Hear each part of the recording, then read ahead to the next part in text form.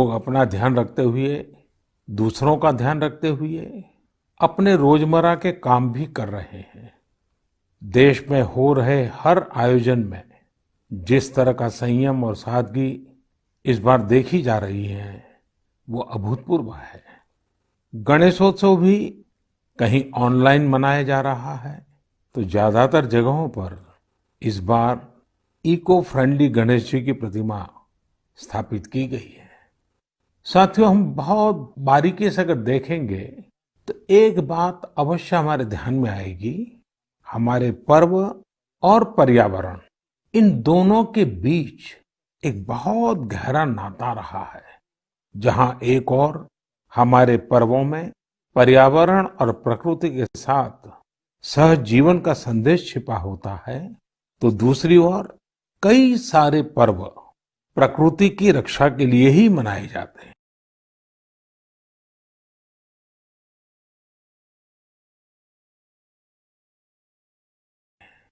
जैसे बिहार के पश्चिमी चंपारण में सदियों से थारू आदिवासी समाज के लोग 60 घंटे के लॉकडाउन, या उनके ही शब्दों में सदियों से थारू आदिवासी समाज के लोग 60 घंटे के लॉकडाउन, या उनके ही शब्दों में कहें तो 60 घंटे के बरना का पालन करते हैं। प्रकृति की रक्षा के लिए बरना को थारू समाज ने अपनी परंपरा का हिस्सा बना लिया है और सदियों से बनाया है। इस दौरान न कोई गांव में आता है, न ही कोई अपने घरों से बाहर निकलता है। और लोग मानते हैं कि अगर वो बाहर निकले या कोई बाहर से आया, तो उनके आने जाने से लोगों की रोजमर्रा की गतिविधियों से नए पेड़ पौधों को नुकसान हो सकता है। बरना की शुरुआत में भव्य तरीके से हमारे आदिवासी भाई बहन पूजा पाठ करते हैं और उसकी समाप्ति पर आदिवासी परंपरा के गीत, संगीत, नृत्य जम करके उसके कार्यक्रम भी होते हैं। साथियों, इन दिनों ओणम का पर्व भी धूमधाम से मनाया जा रहा है। ये पर्व चिनगम महीने में आता है। इस दौरान लोग कुछ नया खरीदते हैं, अपने घरों को सजाते हैं, पुक्कलम बनाते हैं, ओणम सादिया का आनंद लेते हैं। तरह तरह के खेल और प्रतियोगिताएं भी होती हैं। ओणम की धूम तो आज दूर सुदूर विदेशों तक पहुंची हुई है। अमेरिका हो, यूरोप हो या खाड़ी देश हो, ओणम का उल्लास आपको हर कहीं मिल जाएगा। ओणम एक इंटरनेशनल फेस्टिवल बनता जा रहा है। साथियों, ओणम हमारी कृषि से जुड़ा हुआ पर्व है। ये हमारी ग्रामीण अर्थव्यवस्था के लिए भी एक नई शुरुआत का समय होता है। किसानों की शक्ति से ही तो हमारा जीवन, हमारा समाज चलता है। हमारे पर्व किसानों के परिश्रम से ही रंग बिरंगे बनते हैं। हमारे अन्नदाता को, किसानों की जीवनदायिनी शक्ति को वेदों में भी बहुत गौरवपूर्ण रूप से नमन किया गया है। ऋग्वेद में मंत्र है, अन्नानाम पतये नमः, अन्नानाम पतये नमः, क्षेत्राणाम पतये नमः। अर्थात अन्नदाता को नमन है, किसान को नमन है। हमारे किसानों ने कोरोना के इस कठिन परिस्थितियों में भी अपनी ताकत को साबित किया है। हमारे देश में इस बार खरीफ की फसल की बुआई पिछले साल के मुकाबले 7% ज्यादा हुई है। धान की रुपाई इस बार लगभग 10%, दालें लगभग 5%, मोटे अनाज, कोर्स सीरियल्स लगभग 3%, ऑयल सीड्स लगभग 13%, कपास लगभग 3% ज्यादा बोई गई है। मैं इसके लिए देश के किसानों को बधाई देता हूं, उनके परिश्रम को नमन करता हूं। मेरे प्यारे देशवासियों, कोरोना के इस कालखंड में देश कई मोर्चों पर एक साथ लड़ रहा है, लेकिन इसके साथ साथ कई बार मन में ये भी सवाल आता रहा कि इतने लंबे समय तक घरों में रहने के कारण मेरे छोटे छोटे बाल मित्रों का समय कैसे बीतता होगा।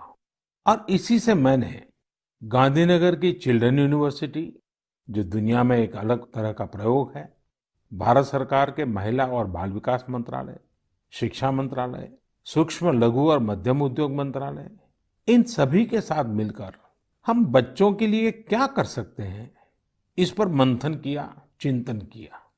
मेरे लिए ये बहुत सुखद था, लाभकारी भी था, क्योंकि एक प्रकार से ये मेरे लिए भी कुछ नया जानने का, नया सीखने का अवसर बन गया।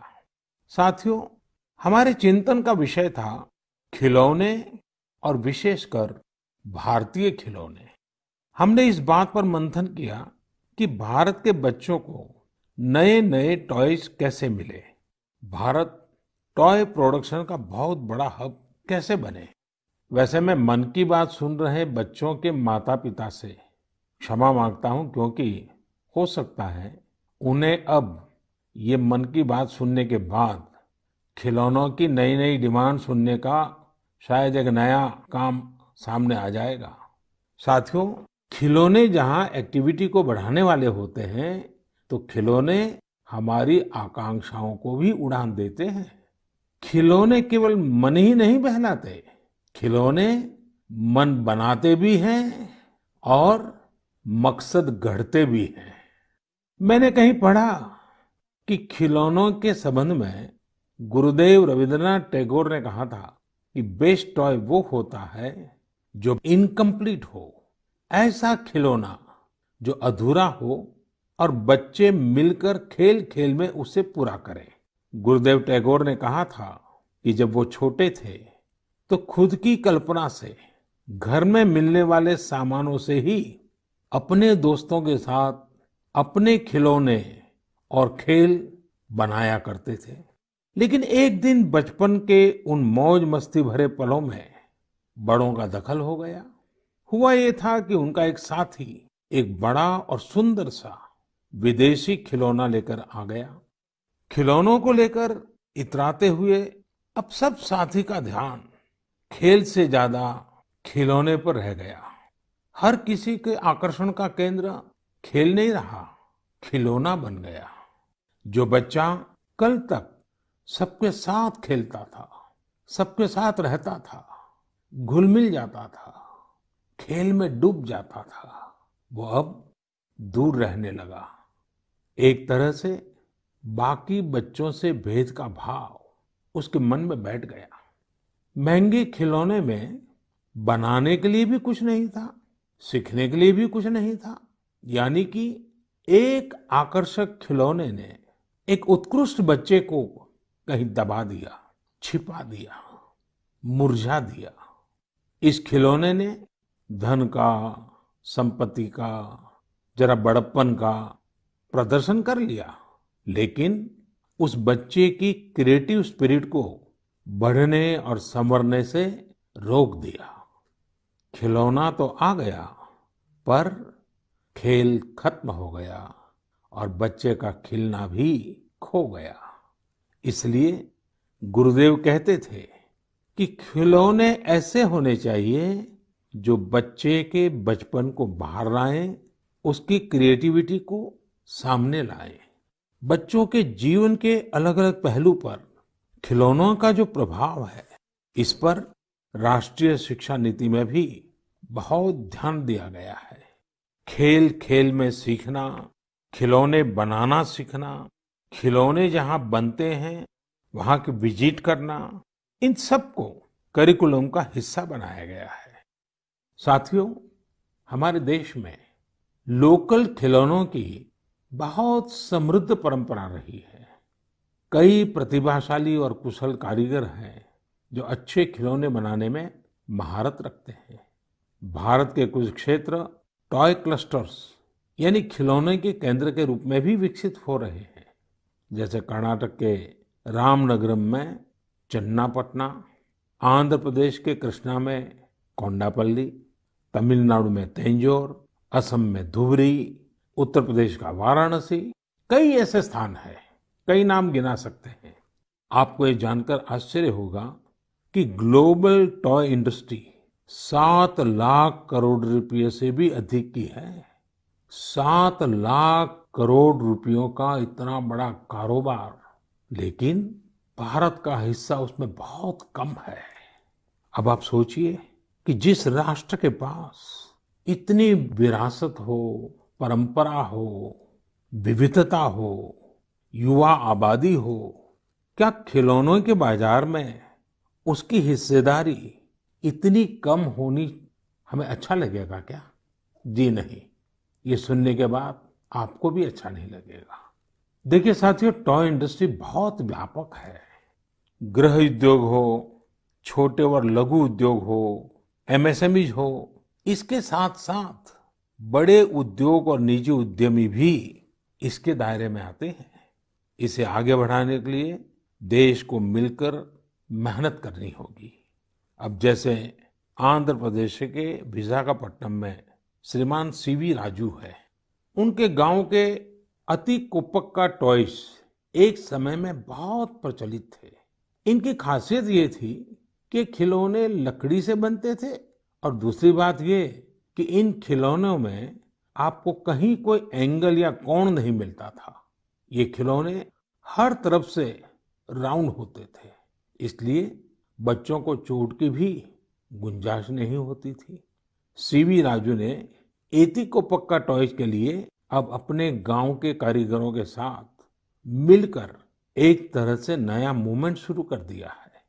बेहतरीन क्वालिटी के एतिकोप्पका टॉयज बनाकर सीवी राजू ने स्थानीय खिलौनों की खोई हुई गरिमा को वापस ला दिया है।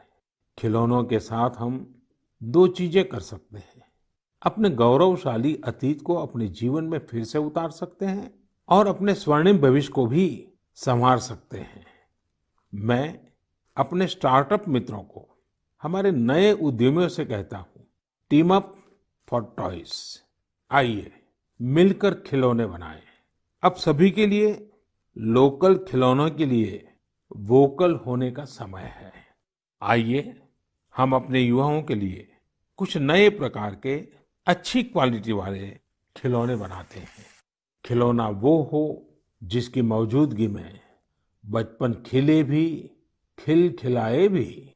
हम ऐसे खिलौने बनाएं जो पर्यावरण के भी अनुकूल हो। साथियों, इसी तरह अब कंप्यूटर और स्मार्टफोन के इस जमाने में कंप्यूटर गेम्स का भी बहुत ट्रेंड है। ये गेम्स बच्चे भी खेलते हैं, बड़े भी खेलते हैं, लेकिन इनमें भी जितने गेम्स होते हैं उनकी थीम्स भी अधिकतर बाहर की ही होती है। हमारे देश में इतने आइडियाज हैं, इतने कंसेप्ट्स हैं, बहुत समृद्ध हमारा इतिहास रहा है। क्या हाँ हम उन पर गेम्स बना सकते हैं? मैं देश के युवा टैलेंट से कहता हूँ, आप भारत में भी गेम्स बनाइए और भारत के भी गेम्स बनाइए। कहा भी जाता है, लेट द गेम्स बिगिन। तो चलो खेल शुरू करते हैं। साथियों, आत्मनिर्भर भारत अभियान में वर्चुअल गेम्स हो, टॉयज का सेक्टर हो, सबने बहुत महत्वपूर्ण भूमिका निभानी है और ये अवसर भी है। जब आज से 100 वर्ष पहले असहयोग आंदोलन शुरू हुआ तो गांधी जी ने लिखा था कि असहयोग आंदोलन देशवासियों में आत्मसम्मान और अपनी शक्ति का बोध कराने का एक प्रयास है। आज जब हम देश को आत्मनिर्भर बनाने का प्रयास कर रहे हैं तो हमें पूरे आत्मविश्वास के साथ आगे बढ़ना है। हर क्षेत्र में देश को आत्मनिर्भर बनाना है। असहयोग आंदोलन के रूप में जो बीज बोया गया था उसे अब आत्मनिर्भर भारत के वटवृक्ष में परिवर्तित करना हम सबका दायित्व है।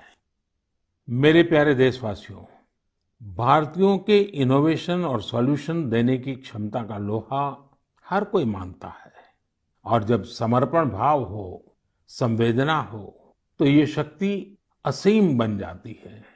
इस महीने की शुरुआत में देश के युवाओं के सामने एक ऐप इनोवेशन चैलेंज रखा गया। इस आत्मनिर्भर भारत ऐप इनोवेशन चैलेंज में हमारे युवाओं ने बढ़ चढ़कर के हिस्सा लिया। करीब 7,000 एंट्रीज आई। उसमें भी करीब करीब 2 तिहाई ऐप्स टियर 2 और टियर 3 शहरों के युवाओं ने बनाए हैं। ये आत्मनिर्भर भारत के लिए, देश के भविष्य के लिए बहुत शुभ संकेत है। आत्मनिर्भर ऐप इनोवेशन चैलेंज के रिजल्ट्स देखकर आप जरूर प्रभावित होंगे। काफी जांच परख के बाद अलग-अलग कैटेगरी में लगभग 2 दर्जन ऐप्स को अवार्ड भी दिए गए हैं। आप जरूर इन ऐप्स के बारे में जानें और उनसे जुड़े। हो सकता है आप भी ऐसा कुछ बनाने के लिए प्रेरित हो जाएं। इनमें एक ऐप है कुटुकी किड्स लर्निंग ऐप। ये छोटे बच्चों के लिए ऐसा इंटरेक्टिव ऐप है जिसमें गानों और कहानियों के जरिए बात बात में ही बच्चे मैथ साइंस में बहुत कुछ सीख सकते हैं। इसमें एक्टिविटीज भी हैं, खेल भी हैं। इसी तरह एक माइक्रो ब्लॉगिंग प्लेटफॉर्म का भी ऐप है। इसका नाम है कू, KOO कू।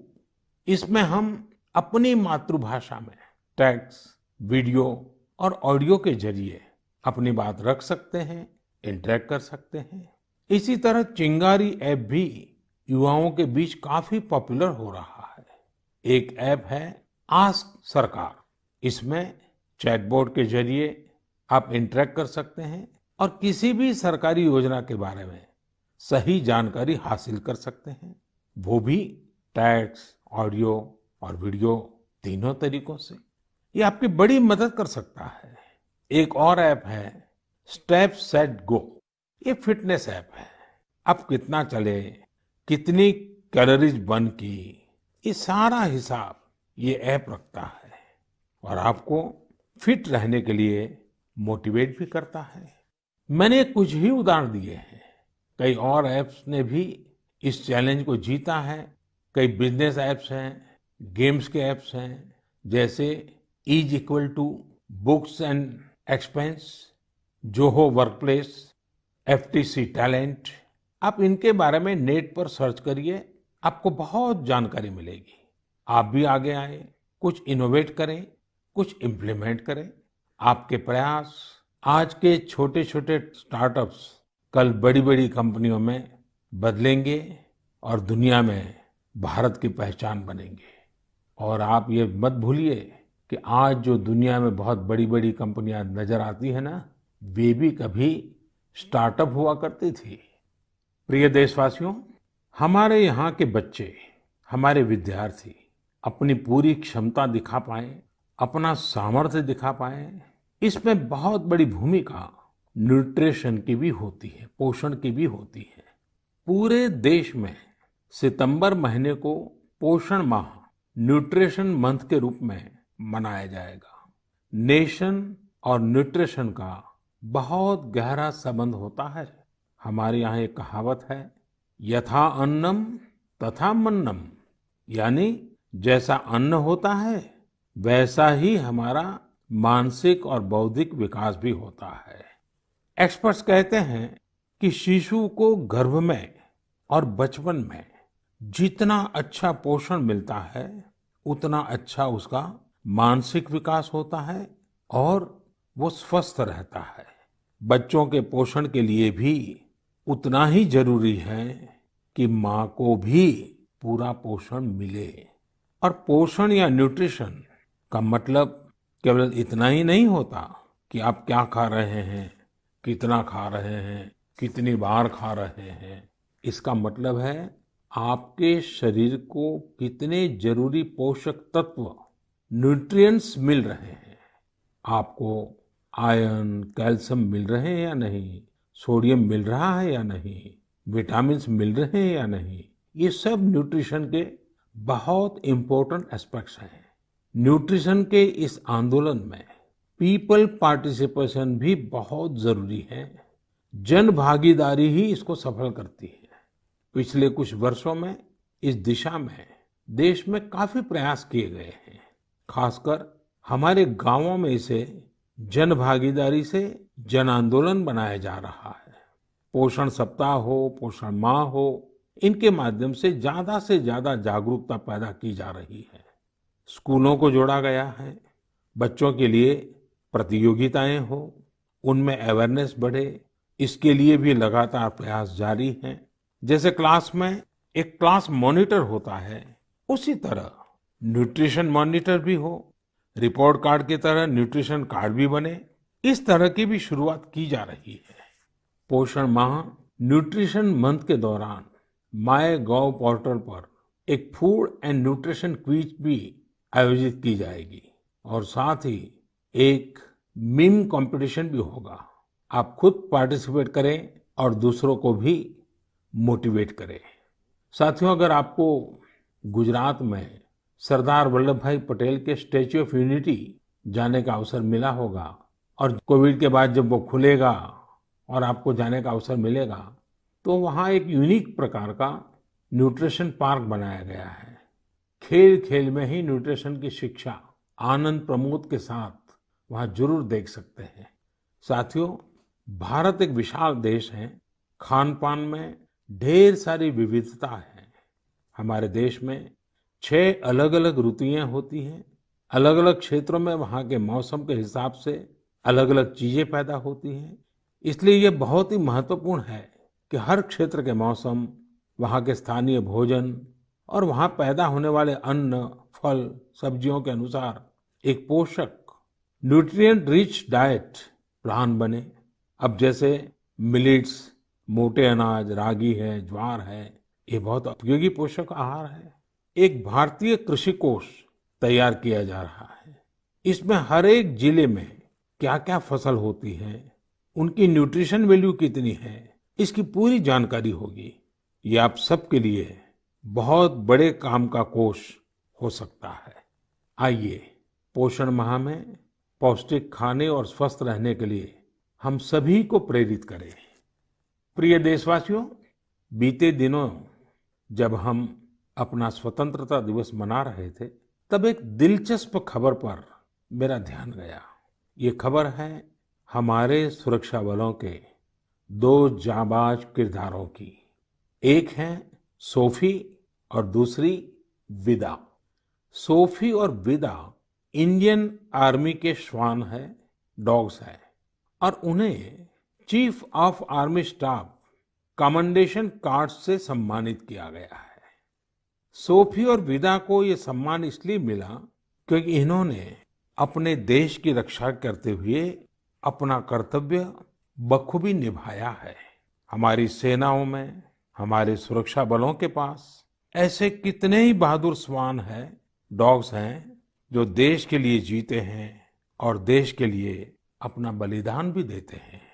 कितने ही बम धमाकों को, कितनी ही आतंकी साजिशों को रोकने में ऐसे डॉग्स ने बहुत अहम भूमिका निभाई है। कुछ समय पहले मुझे देश की सुरक्षा में डॉग्स की भूमिका के बारे में बहुत विस्तार से जानने को मिला। कई किस्से भी सुने। एक डॉग बलराम ने 2006 में अमरनाथ यात्रा के रास्ते में बड़ी मात्रा में गोला बारूद खोज निकाला था। 2002 में भावना ने आईईडी खोजा था। आईईडी निकालने के दौरान आतंकियों ने विस्फोट कर दिया और श्वान शहीद हो गए। 2-3 वर्ष पहले छत्तीसगढ़ के बीजापुर में सीआरपीएफ का स्निफर डॉग क्रैकर भी आईईडी ब्लास्ट में शहीद हो गया था। कुछ दिन पहले ही आपने शायद टीवी पर एक बड़ा भावुक करने वाला दृश्य देखा होगा, जिसमें बीड़ पुलिस अपने साथी डॉग रॉकी को पूरे सम्मान के साथ आखिरी विदाई दे रही थी। रॉकी ने 300 से ज्यादा केसों को सुलझाने में पुलिस की मदद की थी। डॉग की डिजास्टर मैनेजमेंट और रेस्क्यू मिशंस में भी बहुत बड़ी भूमिका होती है। भारत में तो national disaster response force NDRF ने ऐसे दर्जनों डॉग्स को स्पेशली ट्रेन किया है। कहीं भूकंप आने पर, इमारत गिरने पर, मलबे में दबे जीवित लोगों को खोज निकालने में ये डॉग्स बहुत एक्सपर्ट्स होते हैं। साथियों, मुझे यह भी बताया गया कि इंडियन ब्रीड के डॉग्स भी बहुत अच्छे होते हैं, बहुत सक्षम होते हैं। इंडियन ब्रीड्स में मुधोल हाउंड है, हिमाचली हाउंड है, ये बहुत ही अच्छी नस्लें हैं। राजपलायम, कन्नी, चिप्पीपराई और कोम्बाई भी बहुत शानदार इंडियन ब्रीड्स हैं। इनको पालने में खर्च भी काफी कम आता है और ये भारतीय माहौल में ढले भी होते हैं।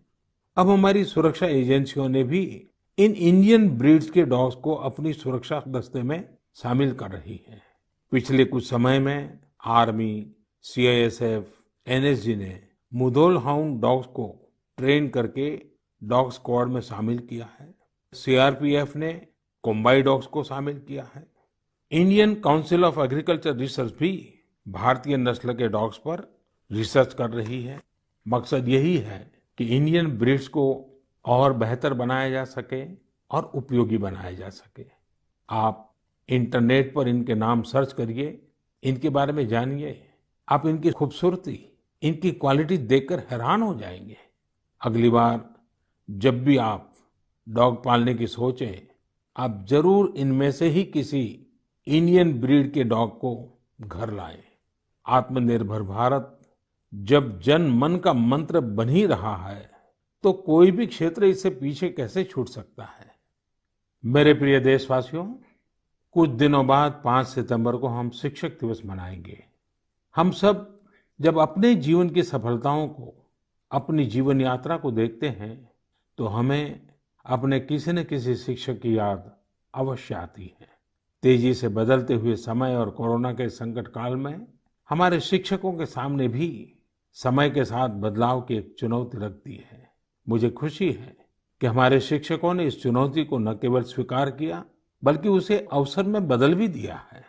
पढ़ाई में तकनीक का ज्यादा से ज्यादा उपयोग कैसे हो, नए तरीकों को कैसे अपनाएं, छात्रों को मदद कैसे करें, ये हमारे शिक्षकों ने सहजता से अपनाया है और अपने स्टूडेंट्स को भी सिखाया है। आज देश में हर जगह कुछ न कुछ इनोवेशन हो रहे हैं। शिक्षक और छात्र मिलकर कुछ नया कर रहे हैं। मुझे भरोसा है, जिस तरह देश में राष्ट्रीय शिक्षा नीति के जरिए एक बड़ा बदलाव होने जा रहा है, हमारे शिक्षक इसका भी लाभ छात्रों तक पहुंचाने में अहम भूमिका निभाएंगे। साथियों, और विशेषकर मेरे शिक्षक साथियों, वर्ष 2022 में हमारा देश स्वतंत्रता के 75 वर्ष का पर्व मनाएगा। स्वतंत्रता के पहले अनेक वर्षों तक हमारे देश में आजादी का जंग, उसका एक लंबा इतिहास रहा है। इस दौरान देश का कोई कोना ऐसा नहीं था जहां आजादी के मतवालों ने अपने प्राण न्योछावर न किए हों, अपना सर्वस्व त्याग न दिया हो। ये बहुत आवश्यक है कि हमारी आज की पीढ़ी, हमारे विद्यार्थी आजादी की जंग, हमारे देश के नायकों से परिचित रहे, उसे उतना ही महसूस करें। अपने जिले से, अपने क्षेत्र में आजादी के आंदोलन के समय क्या हुआ, कैसे हुआ, कौन शहीद हुआ, कौन कितने समय तक देश के लिए जेल में रहा, ये बातें हमारे विद्यार्थी जानेंगे तो उनके व्यक्तित्व में भी इसका प्रभाव दिखेगा। इसके लिए बहुत से काम किए जा सकते हैं, जिसमें हमारे शिक्षकों का बड़ा दायित्व है। जैसे आप जिस जिले में हैं, वहां शताब्दियों तक जो आजादी का जंग चला, उन आजादी के जंग में वहां कोई घटनाएं घटी है क्या, इसे लेकर विद्यार्थियों से रिसर्च करवाई जा सकती है। उसे स्कूल के हस्तलिखित अंक के रूप में तैयार किया जा सकता है। आपके शहर में स्वतंत्रता आंदोलन से जुड़ा कोई स्थान हो तो छात्र छात्राओं को वहां ले जा सकते हैं। किसी स्कूल के विद्यार्थी ठान सकते हैं कि वो आजादी के 75 वर्ष में अपने क्षेत्र के आजादी के 75 नायकों पर कविताएं लिखेंगे, नाट्य कथाएं लिखेंगे। आपके प्रयास देश के हजारों लाखों अनसंग हीरोज को सामने लाएंगे, जो देश के लिए जिए, जो देश के लिए खप गए, जिनके नाम समय के साथ विस्मृत हो गए। ऐसे महान व्यक्तित्वों को अगर हम सामने लाएंगे, आजादी के 75 वर्ष में उन्हें याद करेंगे, तो उनको सच्ची श्रद्धांजलि होगी। और जब 5 सितंबर को शिक्षक दिवस मना रहे हैं, तब मैं मेरे शिक्षक साथियों से जरूर आग्रह करूंगा कि वे इसके लिए एक माहौल बनाएं, सबको जोड़ें और सब मिलकर के जुट जाएं। मेरे प्रिय देशवासियों, देश आज जिस विकास यात्रा पर चल रहा है, इसकी सफलता सुखद तभी होगी जब हर एक देशवासी इसमें शामिल हो, इस यात्रा का यात्री हो, इस पथ का पथिक हो। इसलिए ये जरूरी है कि हर एक देशवासी स्वस्थ रहे, सुखी रहे और हम मिल करके कोरोना को पूरी तरह से हराएं। कोरोना तभी हारेगा जब आप सुरक्षित रहेंगे, जब आप 2 गज की दूरी, मास्क जरूरी, इस संकल्प का पूरी तरह से पालन करेंगे। आप सब स्वस्थ रहिए, सुखी रहिए। इन्हीं शुभकामनाओं के साथ अगली मन की बात में फिर मिलेंगे। बहुत बहुत धन्यवाद। नमस्कार।